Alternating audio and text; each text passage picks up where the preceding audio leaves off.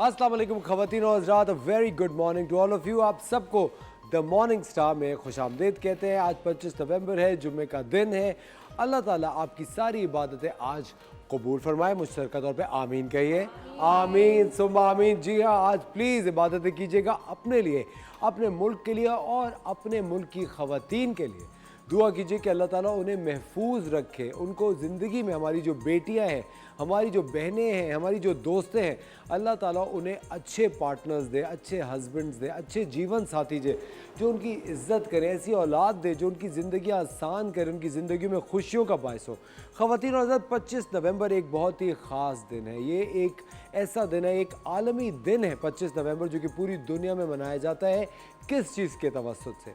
25 नवंबर ख़वातीन पे तशद्दुद के ख़ात्मे का आलमी दिन है। वायलेंस अगेंस्ट वुमेन के एलिमिनेशन का दिन है 25 नवंबर, और पूरी दुनिया में मनाया जाता है। ख़वातीन चाहे पाकिस्तान हो, चाहे और ममालिक हो, साउथ एशियन हो, वेस्ट हो, ईस्ट हो, नॉर्थ हो, हर जगह से हम लोग जब खबरें पढ़ते हैं, रिसर्च करते हैं, तो पता चलता है कि ख़वातीन बहुत ज़्यादा मुश्किल से दो चार रही हैं और आज तक ये मसला जारी और सारी है। चाहे वो सेलिब्रिटीज़ हो, चाहे आम इंसान हो, वक्तन फ़वक्तन में ख़बरें मिलती हैं कि ख़वातीन पे तशद्दुद होता है। चाहे वो डोमेस्टिक वायलेंस हो, चाहे वो वर्क प्लेस पे हरासमेंट हो, चाहे वो कोई ताना हो, चाहे वो किसी भी किस्म की कहीं पे जा रही हो, उन्हें कोई छेड़ दे, कोई उन पे उनका कोई सामान छीन ले। ये जो तशद्दुद है ख़वातीन पे, वो जारी रहा है अरसा दराज से, और पता नहीं कब तक ये लानत बरपा रहेगी। लेकिन आज हम ये अहद करते हैं और ये दुआ करते हैं कि हम जहाँ पे भी देखेंगे कि ख़वातीन को बुरी तरह से ट्रीट किया जा रहा है, उनके साथ बुरा सलूक हुआ जा रहा है, हम वो ख़ुद ज़ाती तौर पे उसका ख़ात्मा करेंगे, उस चीज़ को रोकेंगे। और आज हम इसी बारे में अपना शो करेंगे और इस शो को डेडिकेट करेंगे और आपको आगाही देंगे उन तमाम ख़वातीन को कि अगर आप पे तशद्दुद होता रहा है या होता है किसी भी तरह का, चाहे वो आपके जो मिस्टर हैं उनकी तरफ से हो रहा हो, चाहे घर पे हो रहा हो, चाहे किसी भी ऐसी इन्वायरमेंट में हो रहा हो जहाँ पे आप पे तशद्दुद नहीं होना चाहिए। तशद्दुद तो किसी तौर पे भी नहीं होना चाहिए। किसी को भी हक नहीं पहुँचता कि वो आप पे हाथ उठा सके या आपको बुरी तरह से ट्रीट कर सके या आपको फिज़िकली नुकसान पहुँचा सके। तो आज का जो हमारा शो है द मॉर्निंग स्टार, हम डेडिकेट करते हैं ख़वातीन को और हम डेडिकेट करते हैं ख़ात्मे को तशद्दुद पे जो कि ख़वातीन पे होता है। हमारे साथ हैं शेफ़ मुनीज़ा और इरम असलम। अस्सलाम वालेकुम इरम। वालेकुम शेफ़ मुनीज़ा। वालेकुम अस्सलाम। एक बहुत ही नाजुक ये सब्जेक्ट है, आप जानते होंगे, यकीनन इरम से बात करते हैं और शेफ़ मुनीज़ा से भी आज हम बात करते हैं। इरम बहुत अच्छी लिखा रही है, बड़ी ज़बरदस्त नज़में लिखती है, कंटेंट भी लिखती है। और इरम, आपने ख़वातीन पे भी एक नज़म लिखी है, कब से लिख रही हैं आप? तकरीबन अगर मैं ये कहूँ कि मैं बचपन से लिख रही हूँ तो ये गलत नहीं होगा, क्योंकि तकरीबन मैं 10 साल की थी तब से लिख रही हूँ। ज़बरदस्त। अच्छा, और अभी जो आपने नज़म लिखी है उसके बारे में कुछ बताएं। ये जो नज़्म है मैंने 8 क्लास में लिखी थी। क्लास 8 में लिखी थी? क्लास 8 में लिखी थी। प्लीज़ सुनाइए। औरत तेरे रूप हजार, किस किस को बतलाऊं मैं, जहाँ मैं देखूं तू ही तू है और किसे दिखलाऊं मैं। औरत तेरा रूप वफा, तेरी जीनत पर्दे में, और कहीं नाचे है छम छम बांध के घुंघरू पैरों में। तेरी इज्जत तेरा घर है, माँ बहनों बेटी तू है, और भरे बाजारों में तुझको बिकता देखूं मैं। जलती शम्मा की मानिंद तू रोशनी को फैलाए, जलती शम्मा की मानिंद तू रोशनी को फैलाए, और कहीं तेरी ही वजह से घरों को जलता देखूं मैं। लाल चुनरिया ओढ़ के सर पे ख्वाब किसी के देखे है, लाल चुनरिया ओढ़ के सर पे ख्वाब किसी के देखे है, और कहीं ख्वाबों के मतफन दिलों पे बनता देखूं मैं। बेहतरीन, बहुत ज़बरदस्त। ख़वातीन और हज़रात, एक इतनी अफसोस की बात है, पहले ज़माने में बताया जाता है, हमने सुना भी बहुत दफ़ा है कि जब बेटियां पैदा होती थी तो उन्हें ज़िंदा दफन कर देते थे। लेकिन आज भी अगर आप ये वीडियोस देखें, आप जो इंटरनेट पे लोग डाल देते हैं कि कोई बेटी थी, उसको किसी कच्ची गली में नौमौलूद छोटी सी बच्ची छोड़ा है, कचरे के ढेर पे छोड़ा है, कभी ये जो चैरिटीज़ होती हैं यहाँ पे झूलों में छोड़ा है क्योंकि वो बेटी थी। ये भी एक तशद्दुद है। आप एक मासूम बच्ची पर तशद्दुद करें, बेतहाशा चाइल्ड अब्यूज़ के केसेस हमें पता चलता है जिसमें छोटी छोटी बच्चियों पे ये तशद्दुद किया जाता है, ख़वातीन पे तशद्दुद किया जाता है। ये सिन्फ नाजुक जो है ये एक्चुअली सिन्फ आहन है, ये बहुत ही कामयाब सिन्फ है। ये हमारी माँ होती है, हमारे टीचर्स होते हैं, हमारी बहनें होती हैं, हमारा सपोर्ट सिस्टम ये ख़वातीन चलाती है और हम इन्हीं के अगेंस्ट कैसे हो जाते हैं। शेफ मुनीसा, कभी आपने इस तरह की कोई चीज़ फेस की या एक्सपीरियंस की या सुना किसी के बारे में जो आपसे करीब तर हो? देखिए असफर, अब्यूज़ तो हर जगह ही हो रहा होता है और हर तरीके से हो रहा होता है। जिस तरीके से आपने बात करी कि हम जब स्कूल गए होते हैं या छोटे बच्चे होते हैं, जब आप शॉप पे जाते हो, अक्सर शॉपकीपर्स आपको नहीं पता होता, गलत तरीके से टच कर रहे होते हैं। आप बाहर जा रहे हो रोड पे, वहाँ होता है, आप कहीं ऑफिस में जा रहे हो, वहाँ तरह तरह के लोग होते हैं। अच्छा, हम बात करते हैं ज़्यादातर कि ससुराल में हस्बैंड या ससुराली होते हैं, लेकिन कुछ घर, आई एम सॉरी टू से, कुछ ऐसे भी घराने हैं जहाँ पे अपनी खुद की बेटियों के साथ भी वर्बल अब्यूज़ होता है या फिर फिज़िकल होता है। ये बहुत ज़्यादा देखा जाता है और मैंने इस तरीके के बहुत सारे घर देखे हैं कि जहाँ पर बेटों को तरजीह दी जाती है बनिस्बत बेटियों के, और फिर वहाँ पे क्या होता है कि उन लड़कियों को बहुत ज़्यादा अपने मैके में भी बुराई का शिकार होना पड़ता है। वो फिर आवाज़, ज़ाहिर है ऑब्वियसली, एक जो सबसे सेफ प्लेस आपका अपना घर है, अपना मैका है, अपने माँ बाप का घर है, वो भी सेफ नहीं रहता, वो भी सेफ नहीं रहता। और फिर उसके बाद जब वो ससुराल जाती हैं, वहाँ कहते हैं ये तुम्हारा घर नहीं है, वहाँ कहते हैं तो औरत का घर तो फिर कौन सा हुआ, ये कहा जाता है ना। फिर जब बच्चे बड़े हो जाते हैं तो बच्चे कहते हैं ये तो हमारा घर है, तो फिर माँ का, औरत का, बीवी का, बहन का घर कौन सा है? और मैं, मेरे ख्याल से देखिए बात वहीं आ जाती है जो मैं हमेशा जिस चीज़ को मानता हूँ कि आपका बेटा हो या बेटी, उसको सबसे बेहतरीन तोहफा अगर आप कोई दे सकते हैं तो वो तालीम का है,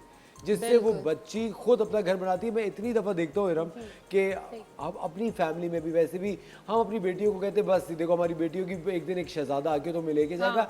हम अपनी बेटी को ही मलका क्यों नहीं बनाते? हम उसको क्यों वो ज़राए, वो तालीम, वो पावर क्यों नहीं देते कि वो बच्चियां खुद अपने पैरों पे खड़े होकर अपनी ज़िंदगी का फैसला कर सके? हम क्यों अपनी बेटियों के पर काट देते हैं? हम उन्हें क्यों खुद मुख्तार, उनको क्यों तालीम याफ्ता नहीं होने देते? हम उनको क्यों जहालत पे, हम उनको क्यों जुल्म और सितम सहने की तरबियत देते हैं? इसकी क्या वजह है शेफ मुनीसा? आप, आई एम श्योर हम लोग सब मुतवस्सित तबके से ही ताल्लुक ऐसा होता है। रखते हैं। देखिए फिर बात ये आ जाती है कि अक्सर और बेशतर पेरेंट्स का कहना ही होता है, या माओ का, क्योंकि बाप तो मेरे ख्याल से इतना होते नहीं है, माओ का कहना ही होता है अच्छा बेटा खामोश हो जा, अबू को नहीं पता चलना चाहिए, अच्छा बेटा खामोश हो जा, भाई को नहीं पता चलना चाहिए कि कुछ और ऐसा फिर ये हुआ है। चीज़ तो आगे चलती है कि बेटे को नहीं पता चले और शौहर को ना पता हाँ, बिल्ट हो जाती है आपके अंदर, वो बात इतनी अंदर ग्रो हो जाती है कि आपको लगता है कि अगर मैं बता दूंगा तो मैं ही मुजरिम हूँ। यही होता है ना, आपको ऐसा लगता है कि मैं ही गुनाहगार हूँ, मैं ही मुजरिम हूँ। बल्कि मेरे ख्याल से असफर ने इतनी अच्छी बात कही है कि जो पैसा आप जहेज़ के लिए जमा करते हैं वो उसकी पढ़ाई पे इन्वेस्ट करें। अच्छा, पढ़ाई के बाद ना आप उसको एक दफ़ा जॉब करने की भी इजाज़त दें, ताकि इन केस अल्लाह ना करे, ज़रूरी नहीं है कि हर औरत कमाने के लिए कभी आप बाहर जाओ तो आपको इतना कॉन्फिडेंस हो अपने ऊपर कि आप मतलब कोई इस तरह का स्टेप लेना चाहो अपनी लाइफ में तो आप ले सको कि हाँ मैं भी अपने पाँव पे खड़ी हो सकती हूँ और मैं इस अब्यूसिव लाइफ से निकल सकती हूँ। ठीक है, ये कॉन्फिडेंस होना चाहिए। इरम आपने कहा, हम प्लीज बताइए। मेरे ख्याल से एक औरत ही होती है जो नस्लों को संभालती है, बिल्कुल, क्योंकि पहली दरसगाही माँ की गोद होती है। बिल्कुल तो हम उस माँ को क्यों तालीम से जो है ना तालीम न दिलवाएं, उसको तालीम हासिल करना चाहिए। और ख़वातीन को खुद भी ये होना चाहिए कि अगर उनकी कम उम्र में शादी हो गई है तो ये नहीं है कि वो जो है अपनी तालीम का सिलसिला रोक दें। तालीम के 1000 दरवाजे, किसी भी दरवाजे से दाखिल हो जाएं। आप बच्चों को पढ़ाकर भी पढ़ सकती हैं। बिल्कुल, तो आप पढ़ना पुरानी चाहिए। तालीमात देके अपने आप को, अपना जहन खोल सकती हैं, एक जरिए माज चला सकती हैं। तरीक़े बहुत सारे हैं, लेकिन कभी कभी इन्हीं ख़वातीन के जो घरों में मर्द होते हैं वो उनके पर काट देते हैं, इनको नहीं आगे बढ़ने देते। एक तो खौफ भी होता है, एक ये जो बात है रम के कहीं हाथ से ना निकल जाए। हाँ, इसको बिजनेस ना करने दो, हाथ से ना निकले। हाथ से निकलने का क्या कॉन्सेप्ट है? और दूसरी बात मैं ये कहूँगी कि इसी माशरे को मैं कहूँगी कि औरत तालीम हासिल ना करे, ये ना करे, बिगड़ जाएंगी, ये हो जाएंगी। लेकिन जब यही औरत औलाद पैदा करती है तो वही मर्द कह रहा होता है कि हमें लेडी नर्स चाहिए, लेडी डॉक्टर चाहिए। जब क्यों आप नहीं कहते कि हमें मर्द चाहिए? बिल्कुल, कितनी सही बात बहुत है। सही बात। और अगर आप अपनी बेटियों को नहीं पढ़ाएंगे तो फिर कल को ये लड़कियां डॉक्टर्स कहाँ से आएंगी? ये भी सोचने की एक बड़ी बात है। ख़वातीन और साथ वक्त हो जाता है एक छोटे से ब्रेक का। कहीं मत जाएगा, वॉचिंग द मॉर्निंग स्टार। मिलते हैं आपसे ब्रेक के बाद।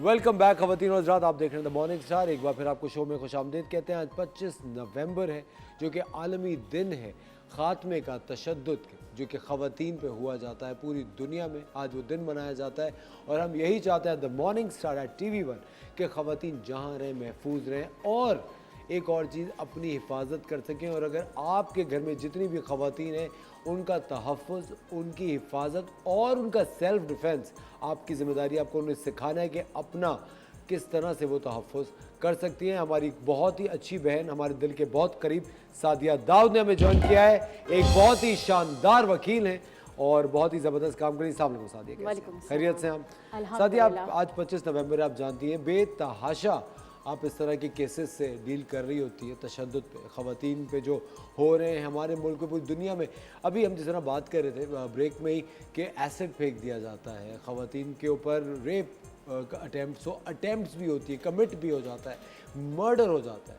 कभी कभी सिर्फ ये होता है कि उनको धमकाया जाता है, एक हरासमेंट जो की जाती है, वो भी तो एक तरह का तशद्दुद ही होता है। आप मुझे एक बात बताएं, सबसे ज़्यादा पिछले अगर हम 3 सालों में कहा जाए, सबसे ज़्यादा कौन से केसेस हैं तशद्दुद के जो आपके सामने आए? पहले तो मैं ये कहना चाहूँगी कि तशद्दुद शुरू कहाँ से होता है। एक बच्ची जब पैदा होने वाली होती है ना, वहीं से तशद्दुद शुरू हो जाता है।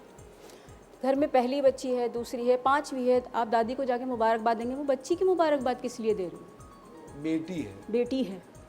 फादर कहता है वही 5 बेटियाँ हो गई, बेटा तो हो नहीं रहा, मैं दूसरी शादी करूँगा, बेटा हो जाएगा। तो तशद्दुद तो यहाँ से स्टार्ट हो गया उसके साथ, उस लड़की के साथ, बच्ची के साथ। आगे बढ़ती है, एजुकेशन का मामला आता है, भाई इसकी तो शादी करनी है, इसको क्यों हम इसके ऊपर इतना पैसा क्यों लगाएं, इसे इतना क्यों पढ़ाएं, बेटे पे लगाएंगे तो कुछ मिलेगा। प्रॉपर्टी के मामलात में, इनहेरिटेंस के मामलात में बहुत ज़्यादा वायलेंस है, बहुत ज़्यादा। इंटीरियर में तो ख़ास तौर पे अगर आप किसी वडेरे घर में पैदा हो गई है माजरत के साथ, तो वहाँ क्या होता है कि जी हम इनकी शादी क्यों करें, ये तो हमारी प्रॉपर्टी से जो है वो आगे इनकी शादी करेंगे तो प्रॉपर्टी से हिस्सा देना पड़ेगा। तो वो घरों में बैठी हुई बूढ़ी हो जाती हैं। वो भागकर अपने घरों से एक किसी मुलाजिम के साथ या किसी माजूर के साथ भागकर यहाँ कराची आती हैं कि मेरी शादी कर दें और मुझे जो है यहाँ पे कोई पनाहगाह चाहिए, क्योंकि वो अपनी ज़िंदगी में आगे बढ़ना चाहती हैं। उनको कहीं ना कहीं ट्रैक करके उनको मार दिया जाता है, मर्डर में चली जाती है। ये बात क्यों? ये वो जो चीज़ें होती हैं साथ, कारी या कारोकारी, वानी, वो अलग चीज़ें हैं। मैं आपको इनहेरिटेंस की बात कर रही हूँ। एक औरत के साथ कहाँ कहाँ जो है वायलेंस हो रहा है। मेंटल टॉर्चर भी एक वायलेंस की फॉर्म है, ठीक है। 100%। अगर आप घर में बैठी हैं और आपको टॉर्चर किया जा रहा है हस्बैंड की तरफ से कि मैं तो तुम्हें डिवोर्स दे दूँगा, मुझे तो ये औरत पसंद है, ठीक है, ये भी एक मेंटल टॉर्चर है ना। आप कहते हैं, आप बाहर जा रहे हैं घर से, आप तमाम दुनिया को दिखा रहे हैं मेरे पास तो बहुत पैसा है, मैं तो बहुत खर्च कर सकता हूँ। घर में जाके आप बेगम को ये कहते हैं कि जी भाई इतने ही पैसे हैं, इसी में गुजारा करना है अपने, बच्चों की फ़ीस नहीं है, मैं क्या करूँ, मैं कहाँ से लाऊँ। तो ये जो जुमले होते हैं, आप मतलब बाहर क्यों कर रहे हैं फिर? तो ये भी एक सॉर्ट ऑफ उसको मेंटल टॉर्चर दे रहे हैं कि उसकी ज़िम्मेदारी नहीं आपकी है, बच्चे आपके हैं, आप मेंटेन करेंगे। बाज़ वक़्त हमारे पास डोमेस्टिक वायलेंस की ख़वातीन इतनी आ रही हैं, आपको जैसे पता है डिवोर्स रेशो में बहुत ज़्यादा इस वजह से हो गया क्योंकि मेंटेन नहीं कर पा रहे मर्द हज़रात ख़वातीन अपनी फैमिलीज़ को। बिल्कुल, बाज़ वक़्त आती हैं कि भाई मेंटेनेंस। मुझे लगता है Sadia, I am sorry to say, ज़ाती तौर पे मैं एक बात कर रहा हूँ, मुझे ऐसा लगता है कि लोग बहुत सेल्फिश हो गए हैं। अगर वो ना मतलब एक पैसे बचाने के भी चक्कर में, और हम क्यों लगाएं और इतना तो नहीं होता, मतलब पहले ही मुझे लगता है कि हमारे जो वालिदैन थे उस तरह की अब रही नहीं, वो लोग नहीं रहे शायद। क्या कहेंगी आप? फिर यही कहेंगे, हमारा जो माशरा है, अगर ख़वातीन के साथ ऐसा कुछ होता भी है तो सबसे पहले जो ना हमारा माशरा बातें तो बहुत करता है लेकिन वो खुद कबूल नहीं करता। उस वक्त तसल्ली दे दी, बाद में क्या हो रहा होता है, यही माशरा होता है जो कहता है कुछ तो किया होगा इसने, कुछ तो बात होगी। ऐसे थोड़ी हाथ उठ गया आदमी का। हमें सबसे पहले इन चीज़ों से निकलना होगा। बिल्कुल सही कह। इन चीज़ों से निकलेंगे तो हम औरत को जो है ना एक इज्जत भी दे सकेंगे। अब यही देखें कि मोटरवे में जो रेप केस हुआ था, उसमें इसी वजह से कि उस खातून की को इतना डर था कि कानून ने तरमीम करी कि आज जो है इस तरह के केसेस होते थे, उसका जो नाम है, मेरे ख्याल से सादिया को पता होगा कि नाम को खुफिया रखा जाएगा। बिल्कुल जी, मुख्फी रखा हुआ इसी वजह से हुआ ना कि एक इज्जतदार औरत को ये माशरा के उसके घर में ही लोग कबूल नहीं करेंगे, जबकि उसके अंदर उसकी कोई गलती भी नहीं है। बिल्कुल, उसकी अपनी ज़ाती कोई गलती भी नहीं है। अलार्मिंग सिचुएशन है ना हमारी सोसाइटी की कि अब्यूज़र का साथ दिया जाता है रादर देन अब्यूज्ड।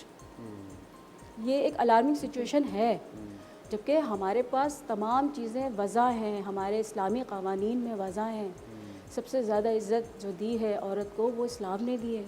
उस ज़माने में तो तदफीन कर दिया जाती थी बच्चियाँ। जी हाँ बिल्कुल। इनहेरिटेंस का जो कानून है वो तो हमारे नबी पाक सल्लल्लाहु अलैहि वसल्लम ने तब से दिया हुआ है। बेशक। हम तो इस्लामी तौर पे इस तमाम चीज़ों, हमारे पास तो कवानीन मौजूद हैं, मगर उसको इम्प्लीमेंटेशन कौन करेगा? लड़की को साफ कह दिया जाता है बेटा आपको तो जहेज़ दे दिया गया था, तो अब आपका ये विरासत में हिस्सा नहीं है। देखें ना, आपके लिए इतना तो हमने किया, भाइयों के लिए इतना तो कर दो, छोड़ दो उनके लिए घर, उनके लिए चीज़ें छोड़ दो। भाई उसका विरासत में हिस्सा है, आप क्यों नहीं दे रहे उसको? लेकिन सुनिए, अब मैंने सुना था कि लॉ में कोई तरमीम हुई है तरमीम inheritance के- बिल्कुल हो रही हैं, और साथ साथ होती जा रही है। जैसे जैसे केसेस आ रहे हैं, जैसे जैसे जिस नौइयत के केसेस, जिस किस्म के फ्रॉड आ रहे हैं, तो ऑब्वियसली तरमीम रिक्वायर्ड हैं। और डोमेस्टिक वायलेंस 2013 का हमारे पास मौजूद है, हमारे पास पंजाब में वुमेन प्रोटेक्शन एक्ट मौजूद है, तो डिफरेंट प्रोटेक्शन एक्ट्स मौजूद हैं, मगर मसला ये है कि लोगों को अवेयरनेस नहीं है। अभी डोमेस्टिक वायलेंस 2013 को मैं कल स्टडी कर रही थी, तो उसमें साफ अल्फाज में लिखा हुआ था कि गवर्नमेंट की जिम्मेदारी है कि वो इस चीज़ की अवेयरनेस फैलाए through electronic media, print media, के लोगों की कोई इन्फॉर्मेशन तो हो कि ये एक्ट है क्या। जब आपको आपका राइट का ही नहीं पता होगा तो आप लड़ेंगे कैसे? जब आपको पता ही नहीं है कि मैं रोड पे खड़ी हूँ और कोई मेरा दुपट्टा तंग करके मुझे चला गया, मेरा दुपट्टा खींच के चला गया, मैं उसको सज़ाए मौत दिलवा सकती हूँ, मैं उसको उम्र कैद दिलवा सकती हूँ। Sadia, sorry to cut you, लेकिन एक जो अफसोस की बात है ये कि आपको पता है इन कानूनी इदारों के पास जाते हुए भी लोग डरते हैं कि पता नहीं हम और शायद किसी और नई मुसीबत में ना फंसे। एक ये जो खौफ है ना कि हम इन कानूनी इदारों से जब रब्ता करेंगे अपने तहफ़्फ़ुज़ के लिए या हक़ मांगने के लिए, पहला तो हमारे दिमागों में ये चीज़ भर्ती कर दी गई है कि हक़ नहीं मिलेगा, जस्टिस नहीं मिलेगा, हक़ नहीं मिलेगा। पता नहीं इसकी क्या वजह है। एक और चीज़ जो मैं अभी जो आप बात कर रही थी सादिया, जो बात कर रही थी, अफसोस के साथ कहना ये पड़ रहा है कि ये 2022 में हम ये बात कर रहे हैं, 2022 में इन तशद्दुद की हम बात कर रहे हैं जो कि ख़वातीन पे होता है। मैं आपको एग्जैक्टली तकरीबन समझ लें महीना डेढ़ पहले की बात बता रहा हूँ। एक रेस्टोरेंट में, कराची में, पॉश रेस्टोरेंट में, जहाँ पे कम अज़ कम पर हेड होगा तकरीबन कोई 2-2.5 हज़ार रुपये, वहाँ पे एक कोई 50-55 साला साहब थे, उनकी जो वाइफ थी वो भी तकरीबन इसी एज की होंगी, जवान बच्चे बैठे हुए। मैं आई विटनेस हूँ, उन्होंने खाना खाते हुए रख के उन्हें एक थप्पड़ मारा और वो खातून चुप करके बैठी रही, रोना शुरू हो गई और एकदम से शर्मिंदा उन साहब को होना चाहिए था, लेकिन वो खातून शर्मिंदा थी। बच्चे एकदम से उठे, उन्होंने माँ को प्रोटेक्ट किया, ये किया, लेकिन उसके बाद कुछ हुआ नहीं। फिर थोड़ी देर में बैठ गए, फिर वो हो गए, फिर वो खाना ख़त्म हुआ और वो चुपचाप एक रोबोट की तरह बैठी रही खाना छोड़ के। मुझे इतना एक दिल दुखता है क्योंकि ऑफकोर्स अब कभी किसी भी बड़ी उम्र की खातून को देखेंगे, आपको अपनी वालदा का या किसी को, ऑफकोर्स अब उनको उन्हीं जगहों पे रखेंगे। जैसे आपको मैं देखूँ तो मुझे अपनी बहन याद आएगी कि यार मेरी भी बहन बिल्कुल सादिया के जैसी है। एक चीज़ होती है ना दिमाग में जो चल रहा होता है। लेकिन अफसोस ये है कि ख़वातीन किन वजूहात की वजह पे अपने ऊपर तशद्दुद बर्दाश्त करती हैं, क्यों करती हैं, इस बारे में हम बात करेंगे, लेकिन एक छोटे से ब्रेक के बाद।